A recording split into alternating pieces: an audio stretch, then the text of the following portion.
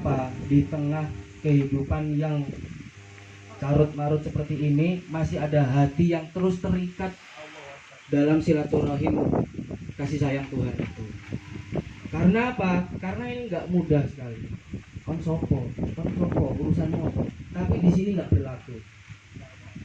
Jadi nggak penting profesimu apa, nggak penting latar belakangmu apa, ada komando.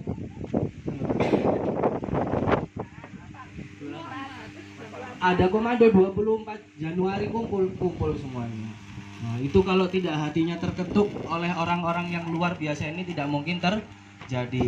Alhamdulillah. Dan semoga waktunya, tenaganya, pikirannya, pengorbanannya untuk berkumpul, bersilaturahim ini Allah ganti berlipat ganda dengan segala keberkahan. Karena kami membayangkan alumni SMA Muhammadiyah tahun 89 itu jangan dilihat SMA Muhammadiyah hari ini. Jadi kalau nggak orang pilihan Tuhan tuh nggak mungkin sekolah nang Muhammadiyah kala itu. Karena orang-orang kan, wah iki wong anu iki mesti gitu, ya nggak? Jadi paling ya bisa sekolah juga alhamdulillah. Paling di negeri mana. Tapi kalau di SMA Muhammadiyah Pucang tahun 89 merupakan luar biasa. Karena kami dulu kecil ya masih sering waktu ibu masih aktif di Muhammadiyah sering bermain.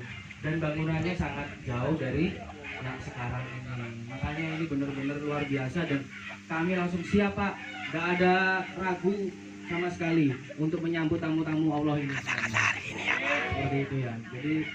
Jadi kami kenapa sangat antusias mau mulai dari masang terop, masang ini, apa namanya itu nyupir semuanya, semua saya abdikan untuk orang-orang hebat di depan saya. Iya. Karena jujur kami itu sangat tahu betul bagaimana arti persahabatan bagaimana. Terkadang teman lebih tahu kita daripada orang tua kita, betul atau tidak? Karena mungkin ada anak yang tidak ingin tahu orang tuanya susah, tapi yang paling tahu temannya. Jadi elek api ku yo koncone sing ngerti, makanya hati-hati mbek koncone. Betul atau tidak, Bu? Jadi bagaimana susahnya jatuh bangun sampai mulai perawan, mulai bujang, terus nikah, terus dua anak, terus mantu, saya ingin dua putu, itu problematikanya luar biasa. Dan teman-teman sejati seperti ini yang selalu setia menemani dari dulu sampai nanti kita tiada seperti itu. Baik, itu sebagai pembuka. Intinya untuk awalan ini kami sangat betul-betul antusias dan berterima kasih sudah mau berkunjung di kandang yang sangat sederhana ini, di kandang kami, di kandang Top Global Farming. Kami penuh harap, penuh doa semoga yang di depan saya ini luar biasa semuanya termasuk orang-orang yang dicintai Allah. Karena betul, karena masuk di Muhammadiyah tahun 89 itu kalau nggak pilihan nggak mungkin, betul. Kalau sekarang siapa yang nggak mau masuk Muhammadiyah, betul atau tidak? betul. Delok bangunannya, delok fasilitasnya. Hidup Muhammadiyah.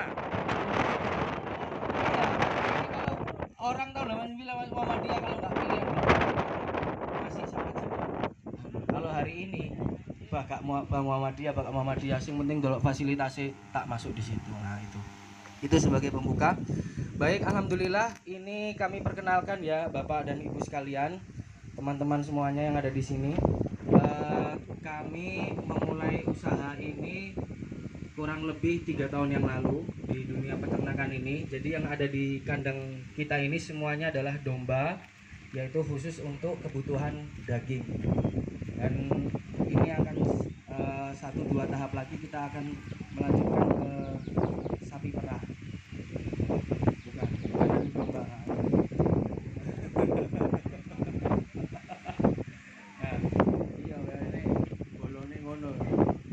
Jarene arek itu kan ngene wae. Nah, jadi kenapa kita memilih usaha di peternakan? Jadi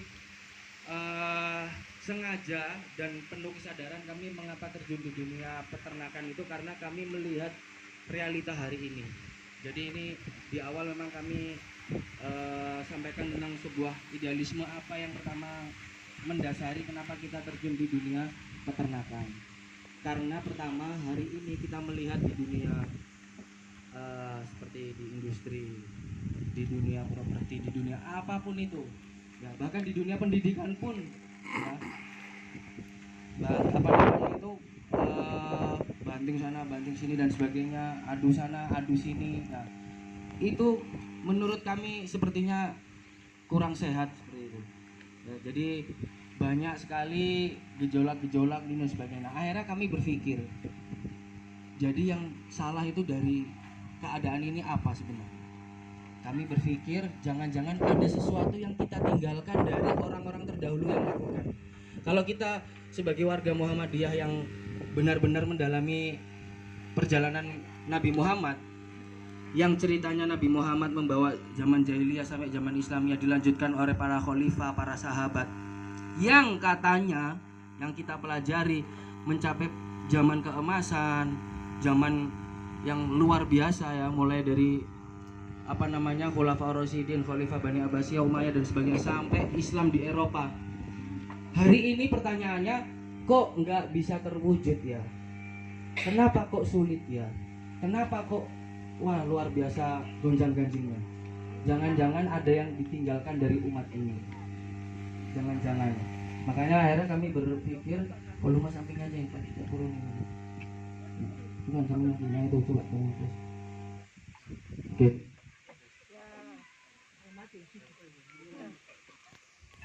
Tes.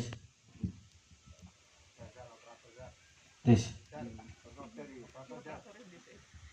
Tes. Mohon maaf ada gangguan ini. Akhirnya kita berpikir jangan-jangan ada yang kita tinggalkan dari kebiasaan yang baik dari orang-orang terdahulu.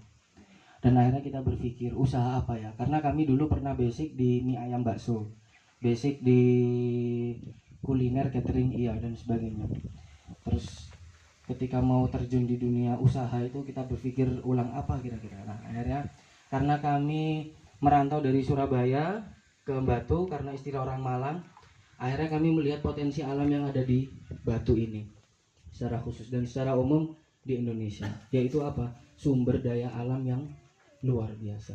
Dan akhirnya ketika kami ngontrak di Batu, kami melihat di bawah kontrakan kami itu para peternak